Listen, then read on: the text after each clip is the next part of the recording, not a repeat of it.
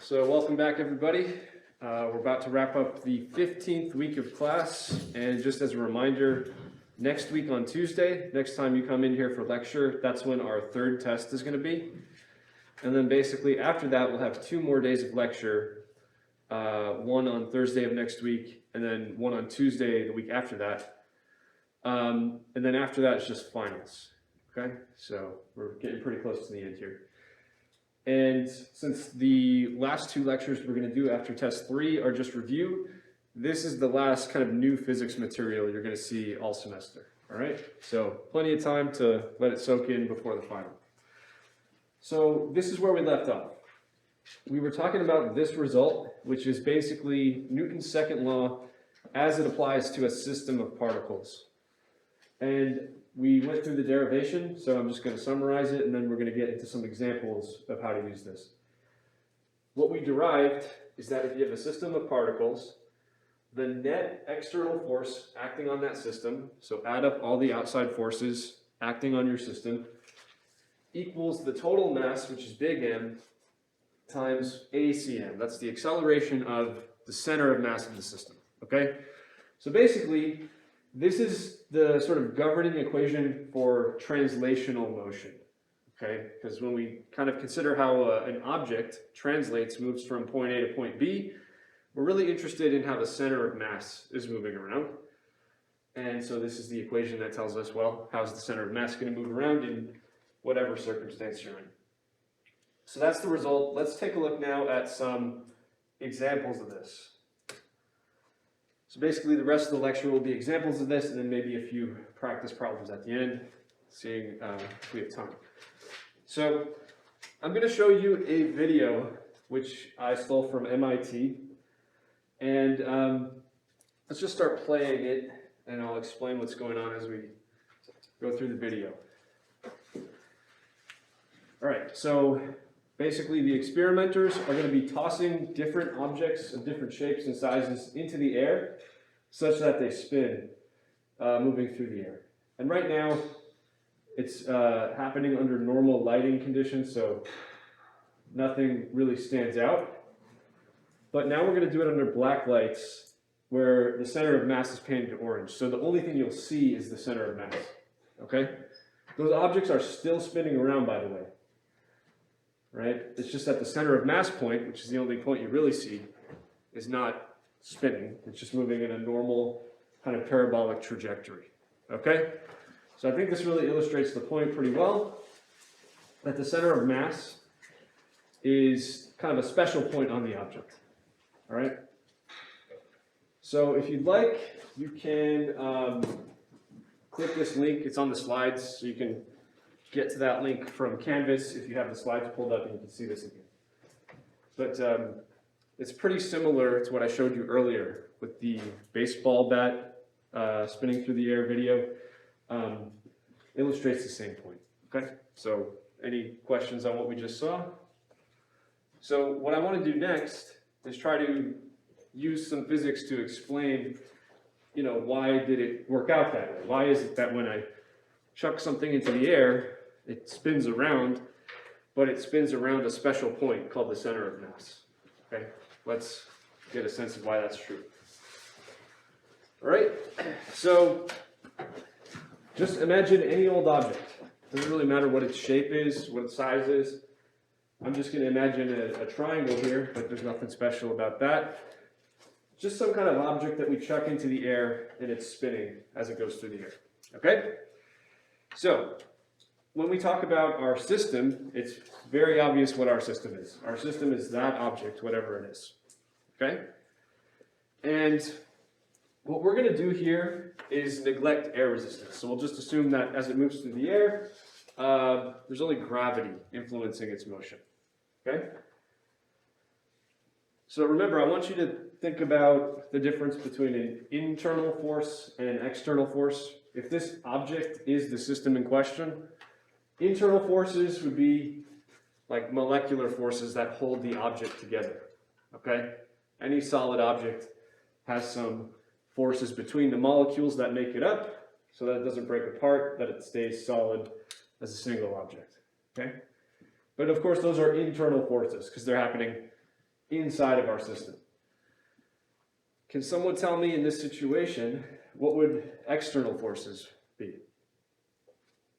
Gravity. Gravity, and that's the end of the list because we're assuming no air resistance, right? So forces coming from outside are just gravity, okay? Just the weight of the object, that's it. And so we can actually draw that force on our really simple free body diagram. We just have one force, W pointing down, and it's of course equal to mg, and we give it a little negative sign in this diagram to indicate it's going down. Okay, so that's what's happening here. So remember, the result we derived is that the net external force equals m times ACM. All right, so in other words, the sum total of all the outside forces acting on our system is the total mass times the acceleration of the center of mass. And again, the only force that's present is gravity. The only thing that goes into this is minus mg times j hat to indicate again it's going down. What does that equal? Again, the mass times ACM. So how can I simplify that a little further? Cancel out the mass, yeah. And what does that tell us? ACM equals minus g times j hat. In other words, the acceleration of the center of mass is just 9.8 meters per second squared going down. What do we know about how objects move when their acceleration is just g going downwards? We learned about this real early on in the class. That's, yeah, free fall or projectile motion more generally, right? If this is your acceleration, that's it, just a constant downward acceleration. You're a projectile, okay, moving under the influence of gravity alone. So what that means is, what this is telling us, is that the center of mass of this object moves just like a projectile. We understand how that works, right? In other words, we know the kind of path it might take, this parabolic path. Okay, but that's just the center of mass.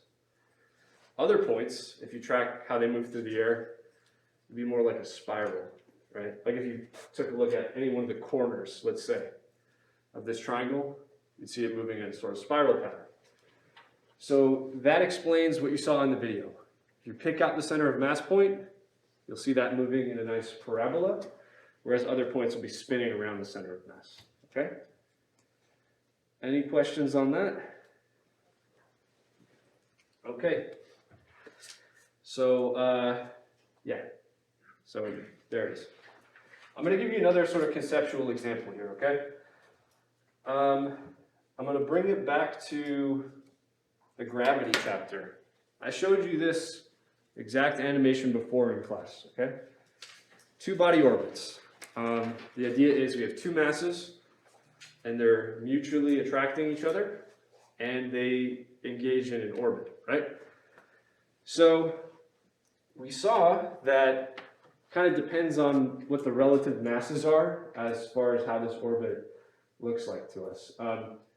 So in the kind of equal mass case, where we have two exactly same sized masses, what happens?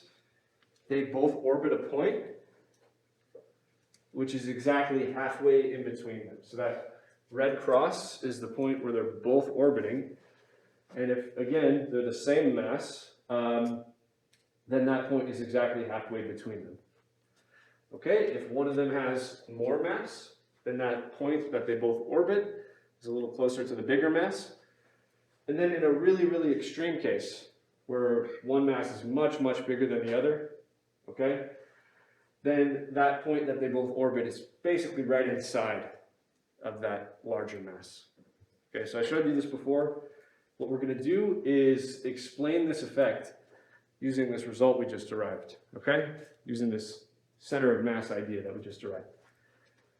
All right, so it's hopefully looking familiar, right? By the way, in our two body orbits that we have actually solved problems with, we're always assuming this case where one object is much, much bigger than the other. It's a little bit of a simpler case to deal with, okay? So,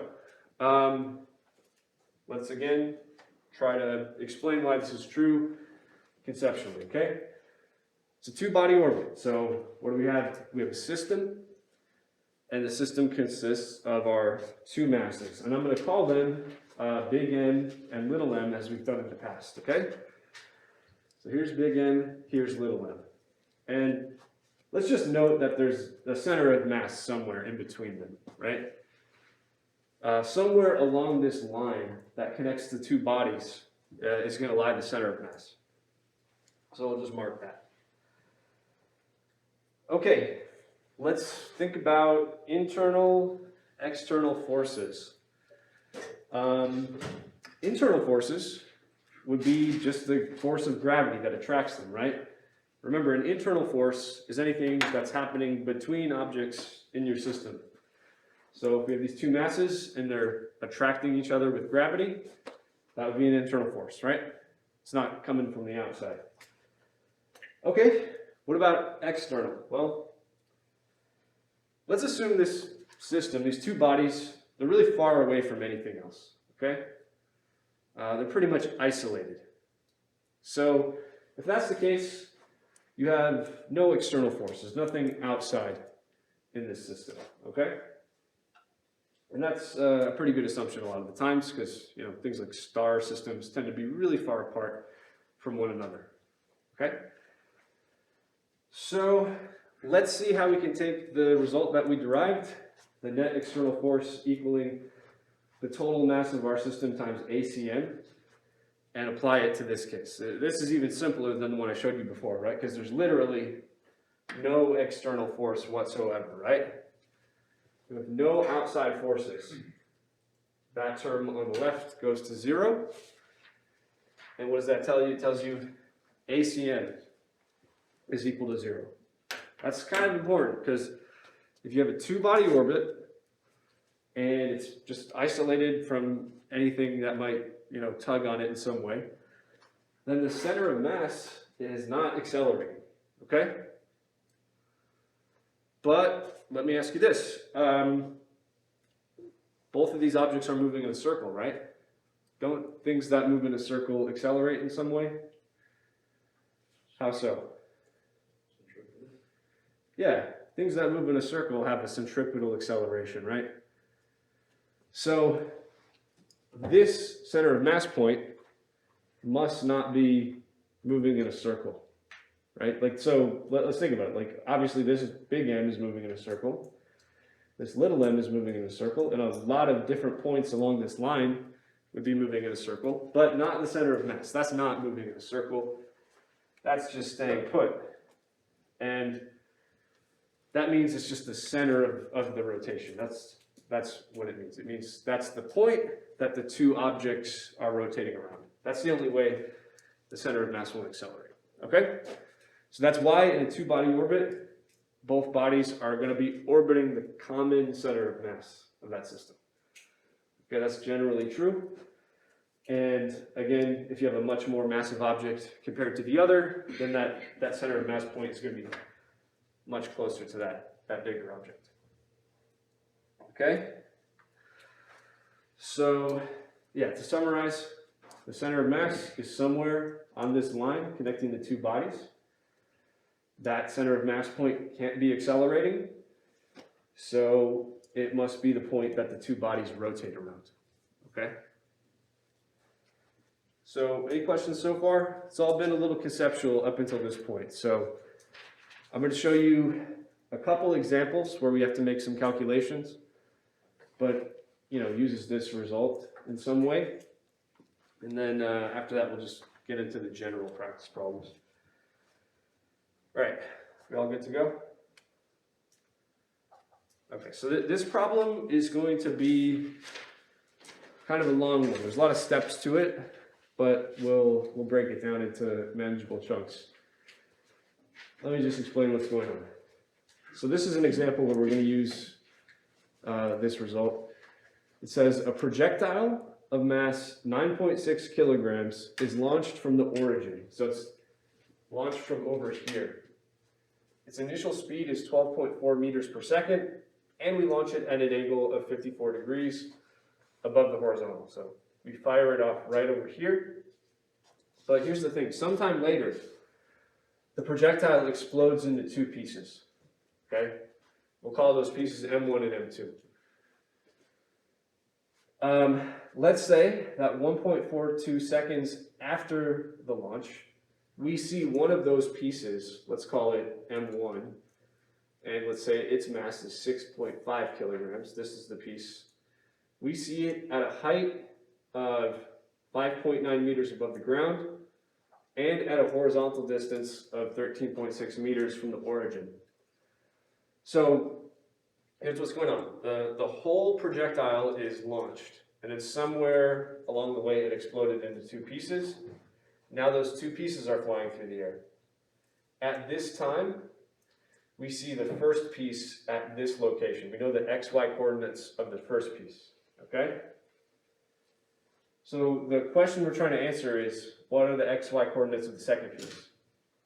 All right, and it turns out we can use this result. It might not be obvious how that's going to work, but I'll explain how we're going to use this result to solve the problem.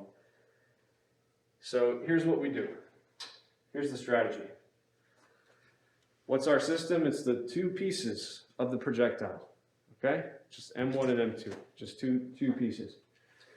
And the only external force, only outside force acting on that system as it's going through the air is gravity. And so remember, gravity is going to dictate how the center of mass moves. Okay, in other words, the center of mass is going to move along a nice little parabola, even if it breaks into a bunch of different pieces. The center of mass of all those outgoing pieces is still moving in a nice parabolic trajectory that we are familiar with, right? So here's what we'll do. We know the center of mass moves just like a projectile. So what we can do is we can calculate the x-coordinate of the center of mass using our equations for projectile motion that we already know, and the y-coordinate of the center of mass using those same projectile motion equations. Okay? So we locate the center of mass. Okay? Then after we do that, we use the fact that we know the position of the first piece and we know the position of the center of mass to find the position of the second piece, because we have a formula for how to calculate center of mass. It depends on where the two pieces are located. So we can work backwards from there to figure out where the second piece is going to be located. All right? So, any questions? I'm not sure. All right. So let's do that first part, right? Remember, we said that if we think about our system as being the two pieces that fly apart, the center of mass of that system moves just like a projectile, because the only outside force is gravity, so we know that's going to be true. Let me just remind you what our projectile motion equations are. X equals x naught plus v naught x times time. This should look familiar, right? That's going to give us the x coordinate. And then y equals y naught plus v naught y times time minus 1/2 gt squared. So we're given the fact that we start at the origin. We're given the fact that this is our initial launch speed and this is our angle. So at the time t right here, 1.42 seconds, we can just plug all these things we know in and get x and y. And that's going to tell us where the center of mass is at that time. Okay? So, any questions? Let's get into that calculation then. Okay, so again, the center of mass is going to follow projectile motion equations.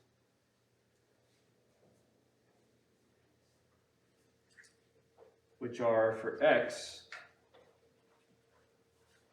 naught plus v naught x times time. Okay, so I can just plug numbers into here to get xcm.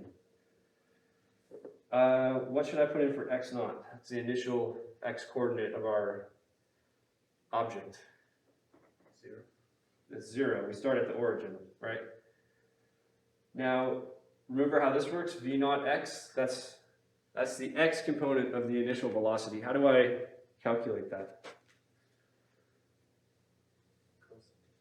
Yeah, so I'll take the speed that we're launched at times cosine of the angle, and that's going to give us v naught x. So that's going to be 12.4 meters per second, cosine of the angle, which is 54 degrees. And then the time is 1.42 seconds.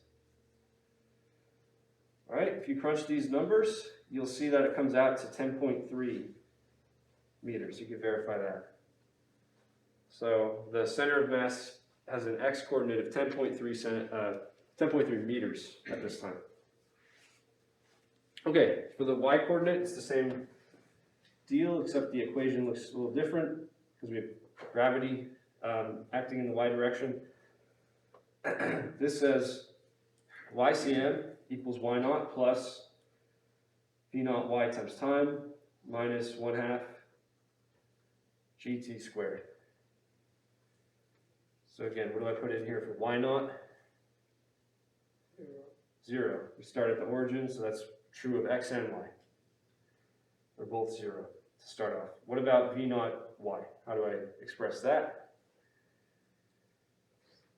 Sine.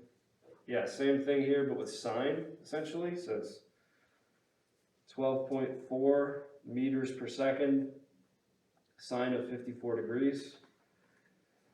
And then we'll take the time, which is 1.42 seconds. But that's not it. I have minus 1/2, 9.8, that's g, meters per second squared.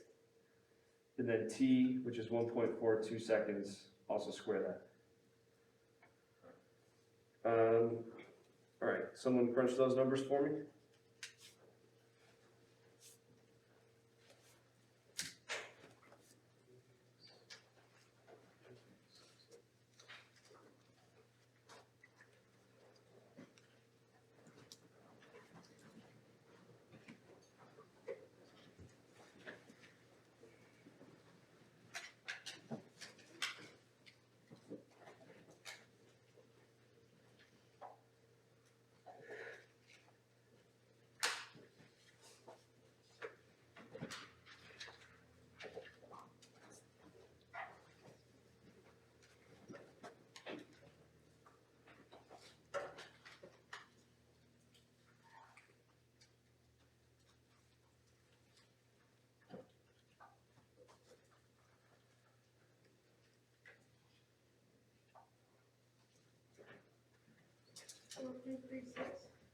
Yeah, so I'll run, that's going to round to 4.4 meters.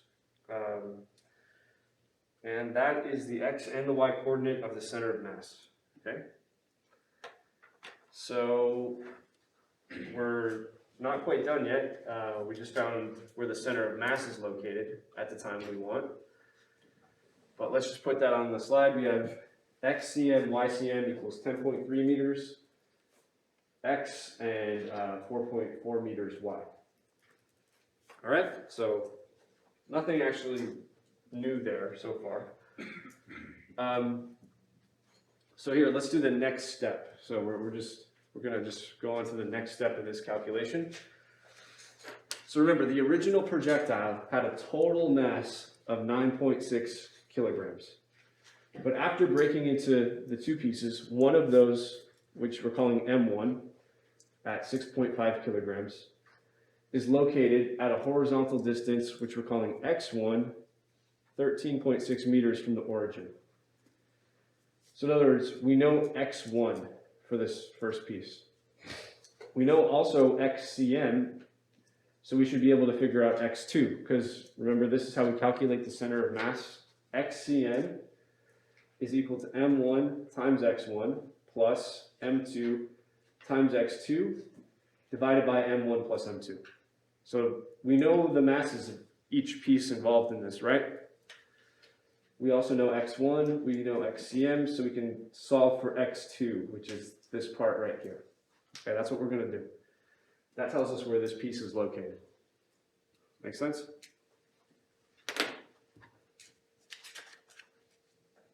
Yeah? Okay.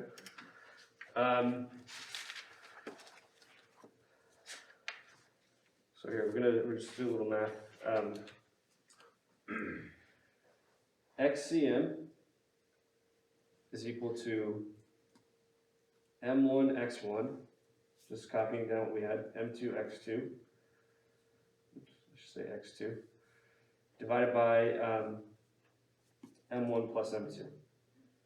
Okay, so I'm just going to symbolically manipulate this until we solve for X2. So I'll start by multiplying through by what's in the denominator here. So I'll have M1 X1 plus M2 X2 equaling M1 plus M2 times XCM. All right. Again, I'm trying to figure out X2, so my next step is to say M2 X2 equals this, which is M1 plus M2 times XCM minus M1 X1. So solve for X2 now just by dividing out mass M2, correct? So X2 should be, here we have M1 plus M2 divided by M2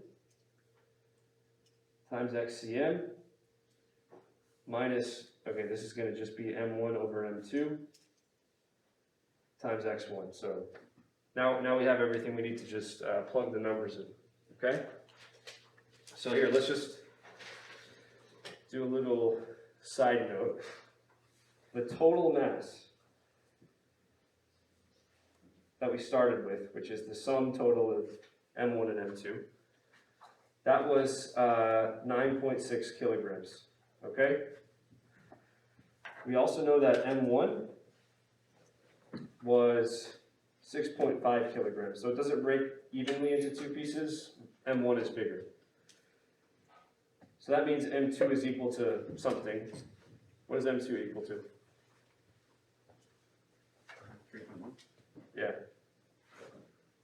3.1 kilograms. All right.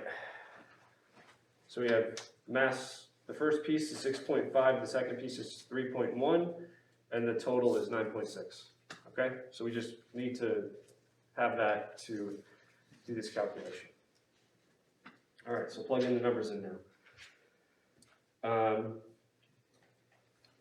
M1 plus M2, that's our 9.6 kilograms, divided by M2, that's our 3.1. XCM, that's what we just found, that's 10.3 meters.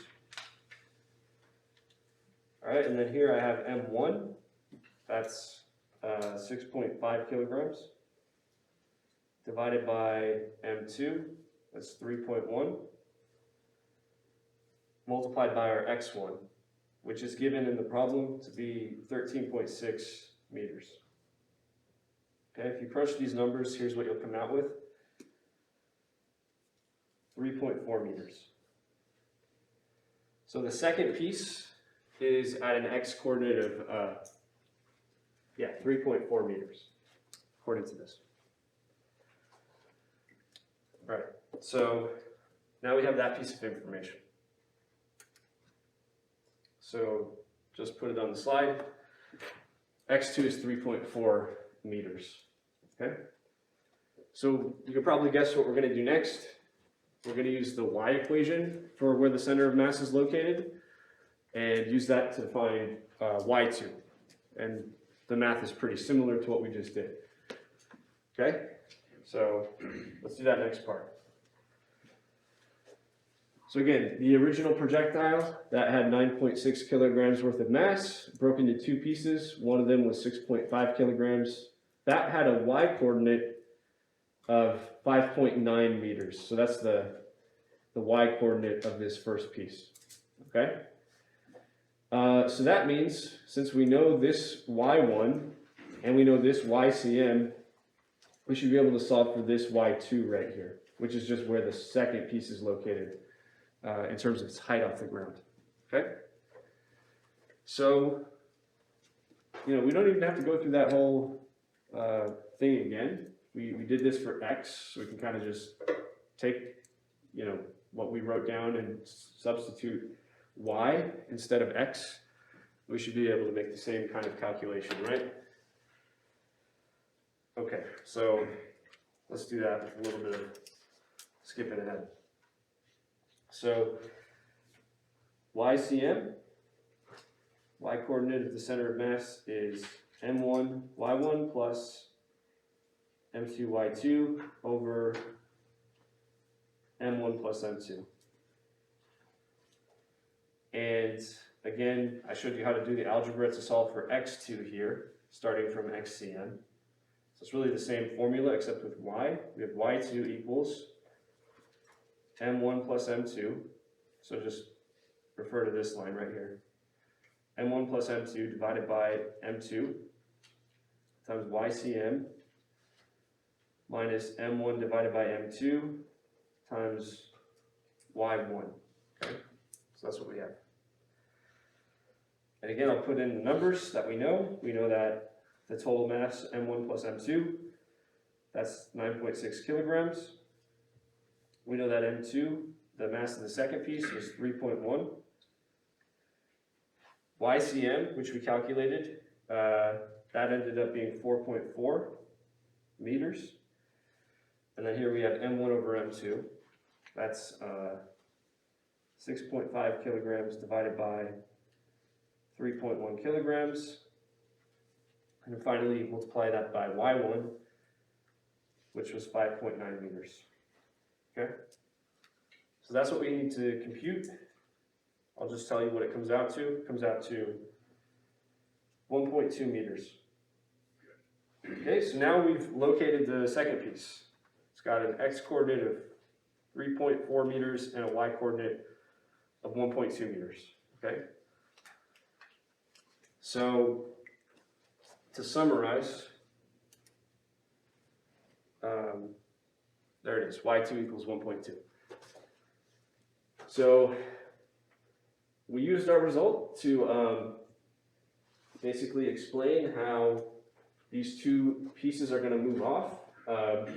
Even if this original projectile that starts here explodes into a bunch of different pieces, it's going to move in such a way that the center of mass of all those outgoing pieces just follows the familiar trajectory.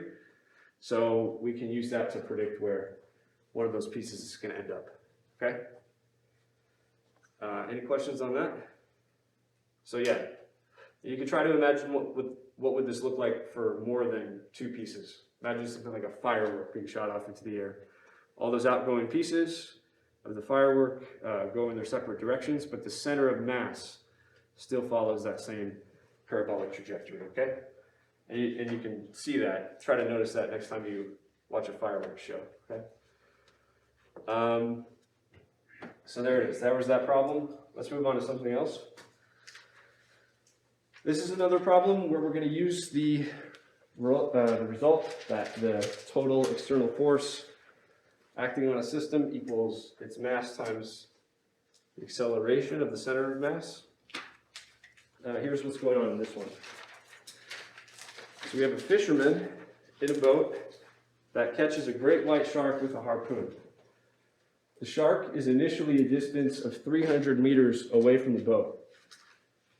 The fisherman pulls the shark by the rope attached to the harpoon, so just reeling it in by pulling the rope until the shark ends up in the boat.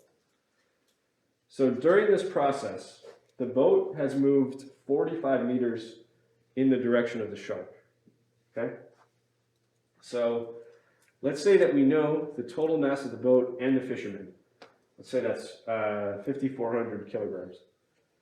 So based on this, what is the mass of the shark? All right, so a few things to think about. Let's assume that there's no drag force from the water. Realistically, if you're moving through water, there's a drag force that kind of slows you down. I'm just going to neglect that for now. We're also going to assume that the boat and the shark both start off at rest. So they only start moving once the fisherman starts to reel it in, okay? So we good on that? On the premise here? So let's draw a picture of it, might help. So essentially what we have is a shark I'll just put the shark over here. And the shark has been harpooned, so it's like connected by a rope, which I'll draw like this to the boat. Okay, so that's our system right there. It's just a shark and the boat. So let's write that down. The system is the shark plus the boat. Okay, now let me ask you this. Are there any outside forces that we need to think about here? External forces? No. Yeah, I don't think so. I mean, like let's say with the boat as an example, there's gravity acting on it, but there's a force that keeps it floating in the water. It's called buoyancy. It's not important for now, but the boat doesn't have any net force acting on it, right? Same would go for the shark. Okay, so there is an internal force, by the way. That would be the tension in the rope. So the tension in the rope would be pulling the boat this way and then pulling the shark in the opposite direction. But as far as external forces, that's not going to be the case. So here's what we know. The net external force equals 0, and what that immediately implies is that the center of mass has no acceleration, okay? So somewhere between the shark and the boat, there's a center of mass. It's probably closer to the boat. I'm just going to predict that. So let's say this is the center of mass, right? What we're saying is that this point never accelerates. So even as the shark and the boat approach each other, and that's going to happen, they're both going to move towards each other as the shark is being reeled in, that center of mass point won't accelerate, okay? So in other words, once the shark is fully reeled in, it's going to look like this. The shark meeting with the, that should be a V, meeting with the boat right there at the center of mass, because again, that point is not supposed to accelerate. Make sense? All right, so here's what we'll see. So if we think of this as like our initial state and this is like our final state, we can locate some points on an x-axis. Let's do that. So I'm just setting up my coordinates in this way. You don't need to do it exactly this way, but it's convenient if I put the shark right at the origin, okay? And then the initial position of the boat, the starting position of the boat, what would the x value be right there? That's 300, right? Because they start 300 meters apart. Let's also remember another piece of information, which is that the boat moves how far? 45 meters this way as the shark is reeled in. So if we start at 300 and then we move 45 meters in the opposite direction, where do we end up? What would the x coordinate of that point be? 255, right? Okay. So here's what's going on. The shark starts off at x equals 0, but ends up all the way here at the center of mass of the system, which is apparently 255 meters. So the shark moves a whole 255 meter distance, but the boat only moves a 45 meter distance from 300 to 255. So right away, what is that telling us? Which one of these is more massive? The boat or the shark? Yeah, the boat is more massive. Okay, so what we're going to do is we're actually going to apply the formula for center of mass. This says xcm equals what? It's the mass of the shark, I'll call that ms, okay, times the x coordinate of the shark, call that xs, plus the mass of the boat times the x coordinate of the boat, divided by the sum total of the shark and the boat mass. Remember, this is how we calculate the center of mass. Yeah, and that should be it. So let's say what we know. We know that the x-coordinate for the shark is 0. We just set up our system that way. Okay. We know that the initial x-coordinate for the boat is 300 meters. And then based on the fact that we know how far the boat moved over, to get to that center of mass point, we know that center of mass x-coordinate is 255 meters. Okay? Also, lastly, we know the mass of the boat. That was 5,400 kilograms. So it looks like just using this one center of mass equation, we should be able to figure out what the mass of the shark is. Okay? And that's just kind of a plug and chug. So let's get to that. All right, so right away, because xs is equal to 0, I'm just going to cross that off on top right here. Okay? And then I'm going to rearrange the equation slightly to say, let's multiply through on both sides by this denominator, and let's divide on both sides by xcm. So we have basically just swapping these two terms around. We have ms plus mb equaling mb times xb over xcm. Okay, so again, by canceling the first term and then swapping these two terms, we get this. And I'm trying to find ms, so how do I do that? I have to subtract off the mass of the boat. So what do I have? I have mb times xb over xcm minus mb, minus this right here. And at this point, we can just plug the numbers in. So mb is 5,400 kilograms. That's a common factor, so let's just pull it out. Then I have xb over xcm. That's 300 meters over 255 meters. And then just minus 1. Okay? That's what it is when we put the numbers in. Can someone compute that?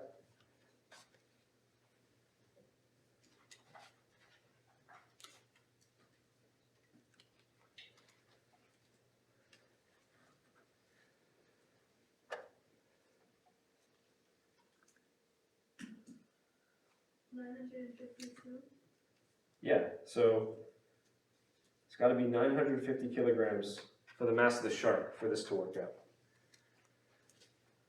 Okay. By the way, if they met right exactly at the halfway point, what would that tell us? They must have had the same mass, right? And if the boat moved much further, then the shark must have had more mass, right? So that's how it works. Any questions on this? Yeah. So why is it minus 1 instead of minus 5,400? Because I just factored it out. Oh, yeah. I just say, that makes sense. So imagine, yeah, just this minus 1 with the MB factored out. That's what I did. Okay. Anything else? All right. So I did have one more example like this prepared, but honestly, I want to skip over it because it's a pretty complicated problem. It would probably take the rest of the time to go through, and I'll just tell you, you're not going to see a problem like that on the upcoming homework or on the upcoming test. So let's just skip to things you might see actually, and go to the practice problems. Okay? So skipping this one and going into practice problems. So we covered a lot in this momentum chapter. One thing that's going to be important to know how to do is to calculate the force of impact in various situations, okay? So here's a good example of that. If you've ever skipped rocks on a lake or in a river or something, this kind of thing is something you're familiar with, where we take a stone and we throw it at a kind of glancing angle towards the surface of the water, and then it bounces back up. Okay? So let's put some numbers to it. Let's say that the stone has a mass of 0.165 kilograms, and let's say it comes in at 20 meters per second just before it hits the water. So coming in at 20 meters per second. Just after it skips off the water, it's moving at 15 meters per second. And we're given some angles here too, right? So this is a 12-degree angle, and this is a 24-degree angle. Okay, last piece of information that we need is, let's say the stone is in contact with the water for 57 milliseconds. So that's how long the stone is actually touching the surface of the water. That's our delta T. That's what's going to be in the equation. So what we want to do is calculate the average force that the water is exerting on the stone during the skip. Okay? Does anyone remember how this works when we calculate the average force during an impact like this? Is the F average equals delta P over delta T? Yeah, exactly. We're going to use that delta P over delta T formula. So we're going to need to know, the hard part of this is basically to calculate the change in momentum that happens. And one thing that is a common mistake is to forget that momentum is a vector. Okay, so when we calculate delta P, it's not just as simple as subtracting two numbers. It's subtracting two vectors. So we have to treat them like vectors to get it right. Okay? So, with that said, let's start that calculation. So what we're going to ultimately use here is F average equals delta P over delta T. And we're going to remember that delta P is a change in momentum. So it's the final momentum after the rock skips off the lake, then minus the initial, which is the momentum it had just before it touched the lake. Okay? Now, what's like the definition of momentum? How do we calculate it? Mass times velocity. It's just a mass times a velocity. Yeah. So in other words, this would be the mass of the stone times its final velocity minus the mass of the stone times its initial velocity, like this. So that's what we need to calculate to get delta P. And then all we have to do after that is divide by delta T to get the force. Okay, so this is the hard part right here. So let's put down what we know. V initial. V initial, well, it's got a magnitude of 20 meters per second. That's how fast the stone is coming in initially. And it's coming in at a certain angle. What angle, or let me say it this way, what quadrant are we in? The stone is going down in this direction. Second. That's the fourth quadrant down here. Yeah?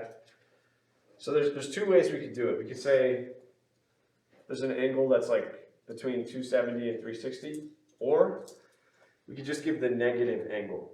For example, like if I'm traveling 10 degrees below the horizontal like this, I can just write that as negative 10 degrees, okay? So in this case, the angle wasn't 10, it was 12, but we'll write that as negative 12 degrees. That negative sign means we're going below the horizontal. Okay? Makes sense? You could also call that 348 degrees, it's the same thing.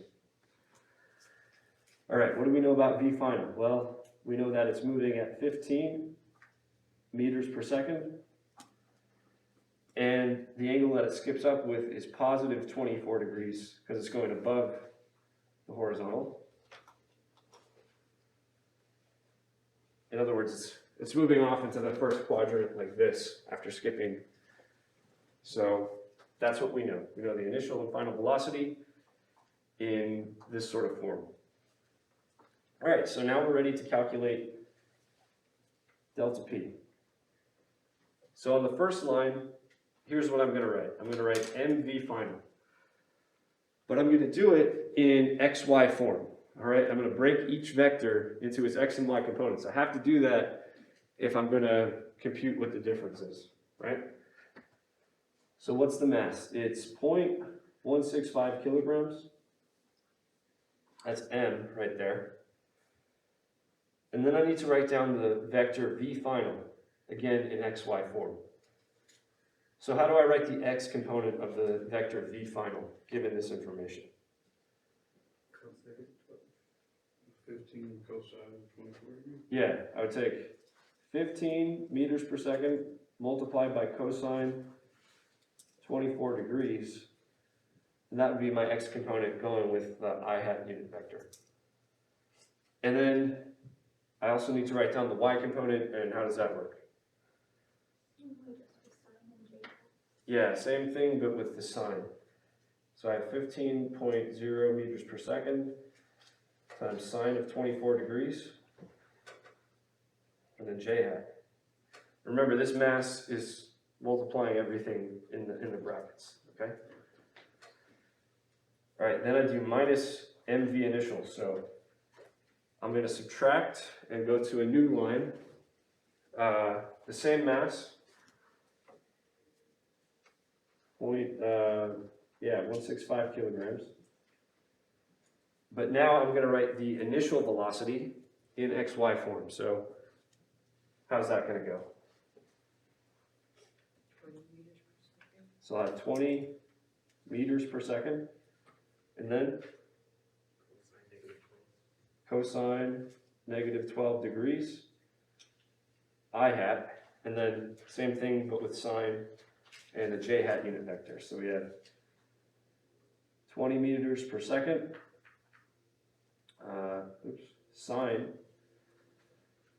negative 12 degrees, j hat. So that's what it looks like. And we want to figure out what the result is. So we're going to have an x component for delta p, and we're going to have a y component for delta p. The x component is just 0.165 times 15 times cosine 24 degrees minus 0.165 times 20 times cosine negative 12 degrees. So we're just going down this column to get the x component. What does it work out to?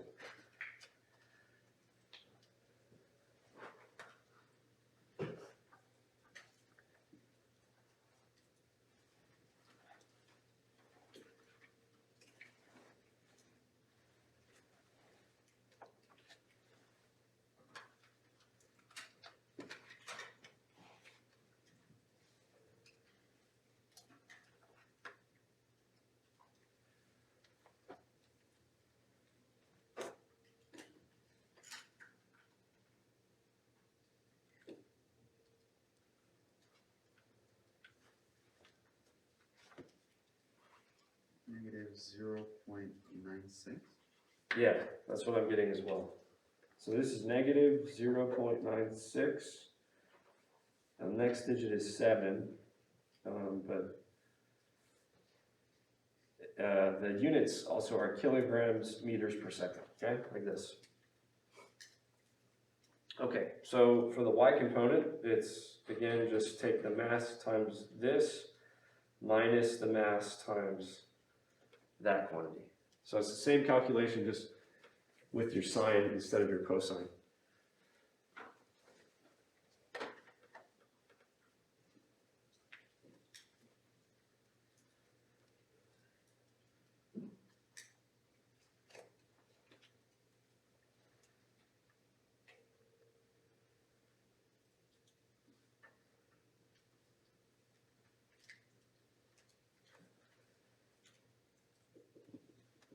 So who's got it?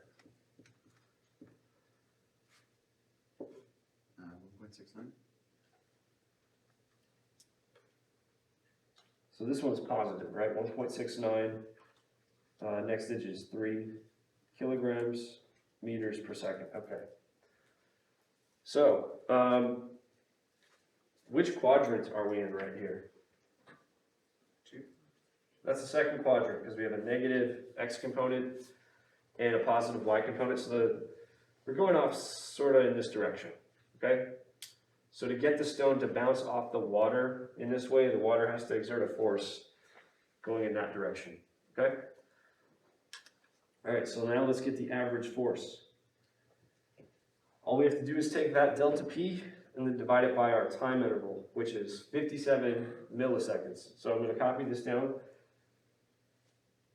Minus 0.967 kilograms meters per second I hat plus 1.693 kilograms meters per second J hat. And then we'll divide that by 57 milliseconds. That means we have to do it for X and for Y, right? So 57 milliseconds. Unit prefix milli. What does that mean? It's the same as 10 to the minus 3. So 57 milliseconds is 57 times 10 to the minus 3 seconds. Okay? We need that to be in seconds because there are units of seconds already here. We need to be consistent with those units. Okay? All right, so here's what you get. You get for your x component by dividing the x component by the time, minus 16.96, and the units here are newtons actually, because if you think about it, you have kilograms, meters per second, but then you divide by seconds, so you have seconds squared now, and that should be recognized as a newton, right? Okay, do the same thing over here. Take the y component, divide by the time interval. You get 29.7 newtons. So yeah, that's what you get. We just want to do the final step, which is to convert this to a magnitude and a direction. Okay. So I have a force. I've got it in x, y form. So I have the I hat and the j hat terms, right? How do I get the magnitude? What should I do? Altogether squared. Yep, it's just the Pythagorean Theorem. So I have minus 16.96 newtons squared plus 29.70 newtons and squared, all under the radical. What's this work out to be? 34.2. Yeah, it's like 34.2 newtons. How do we get the angle? Yep, we can use the inverse tangent, but okay. Let's just be a little clear. Let's say I want the angle off the x-axis. Okay, so remember we're in the second quadrant over here. This is our force.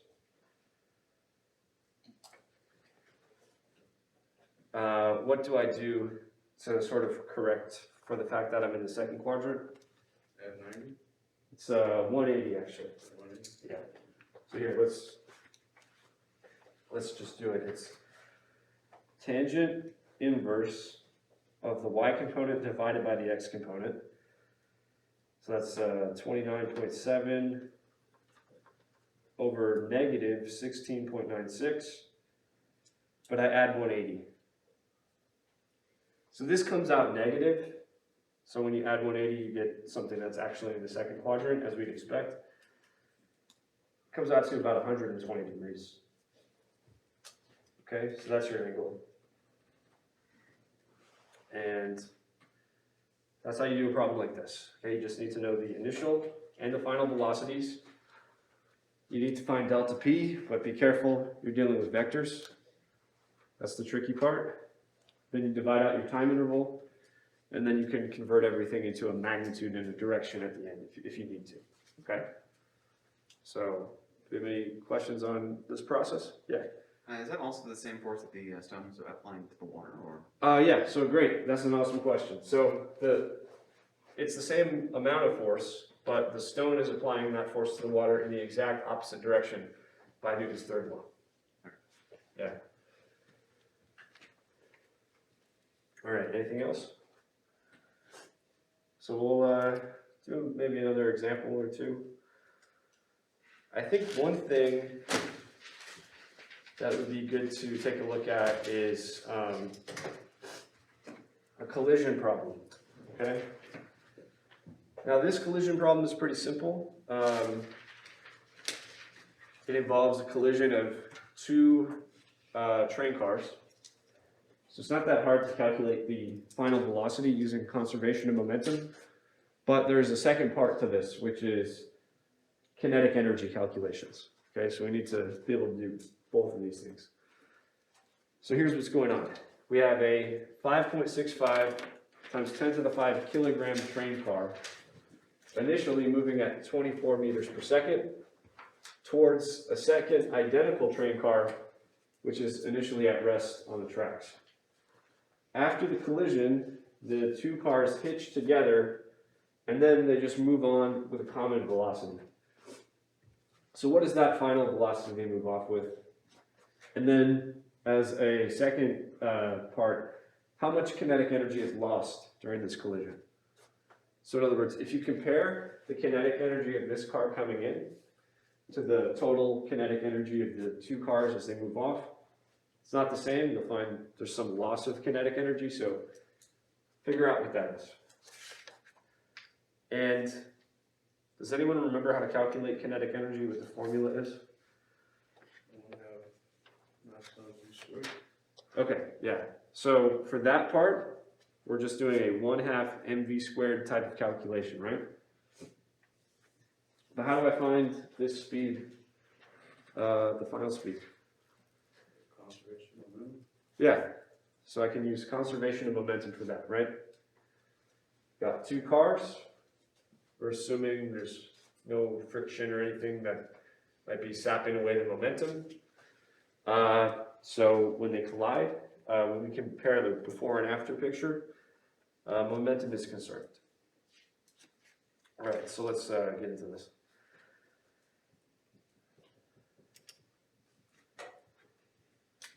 So the way you can think about this one is you have a certain amount of mass, let's call it m, moving ahead at velocity v towards an identical amount of mass, like this. That's your before picture. Your after picture, now both masses are moving together, so essentially you have a combined mass 2m going off at your new velocity, which is v prime. Okay, so if momentum is conserved, we have p initial equals p final. And what's my initial momentum according to the way I set it up here? How would I write it symbolically for p initial? Your M1 times your V1. Yeah, so again, I'm just using m to denote the mass of just, Or just M, yeah. yeah. So generic m times v equaling what? What's p final? 2M V prime. Yeah, 2m times v prime. So I can cancel out the mass of each car.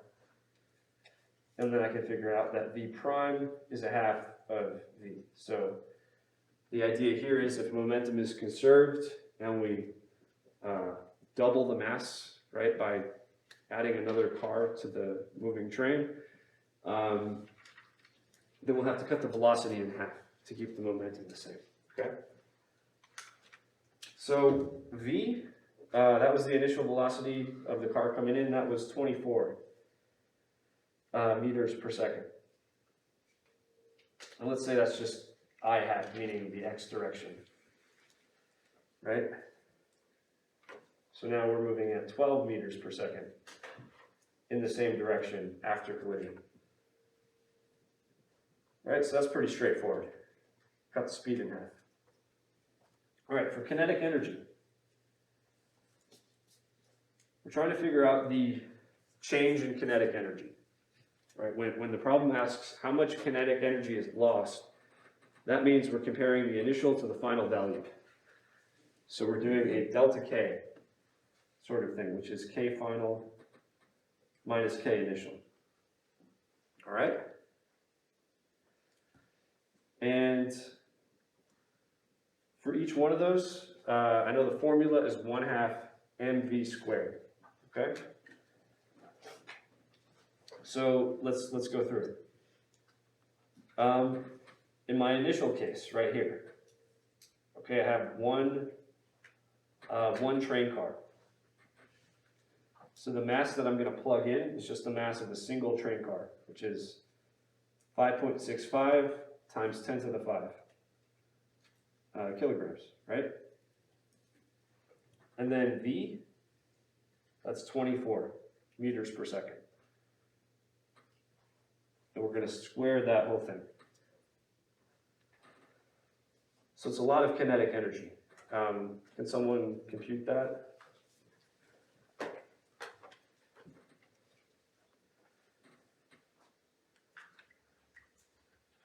So a half times 5.65, 10 to the 5, multiplied by 24 squared. 1.63 times 10 to the, let's see, we count again. 10 to the 8 joules. Yeah, and let's think about the units as a side note. See, we have kilograms, and then since we square a speed, we have meters squared on top, and seconds squared on the bottom, so that's joules, right? So that's how the energy works out in joules. All right, for K final, that's going to be what? We have 1/2, so just side note, I'm doing 1/2 mv squared, right? So that's going to be a half, but my mass is now double this. Two train cars have a combined mass of 2 times 5.65 10 to the 5 kilograms. And now, in the final state, our speed is only 12 meters per second, right? But we're squaring that whole speed. So what does that come out to?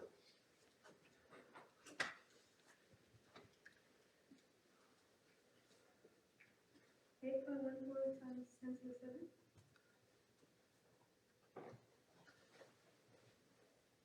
Okay.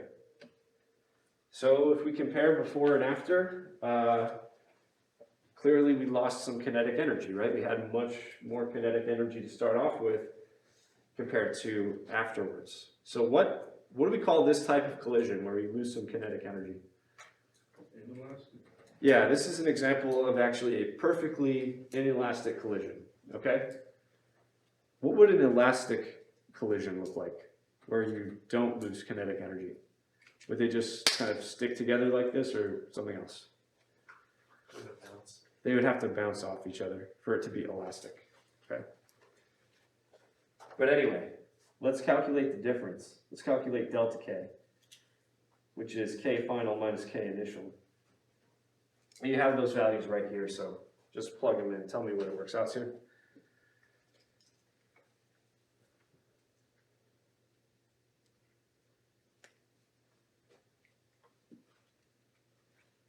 Negative 8.14 times 10 to the 7.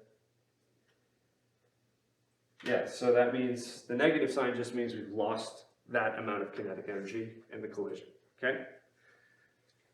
Now, that energy doesn't just like disappear from the universe, of course. It goes into other forms. So can anyone think of where that energy might go? Sound. Yeah, you definitely will generate some sound. It's going to make a loud noise when the trains collide. It could generate some heat, raising the temperature of the two train cars a little bit.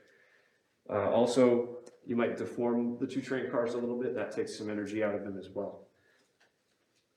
Okay, so that's how we do this one. Let's maybe do one more. This is a short one. It's the center of mass calculation, okay? We have the Earth and the Moon. That's our system, just these two objects. The distance between the Earth and the Moon is, if we measure from the center of the Earth to the center of the Moon, like this, it's 239,000 miles, right? So where is the center of mass of this system? That's what we want to ask, okay? But specifically, like how far is the center of mass away from the center of the Earth. So let's just, visualize this. If this is the center of mass, then I want to know this distance between the center of the Earth and that point. Okay? That's what we're trying to figure out. So let's go through the calculation.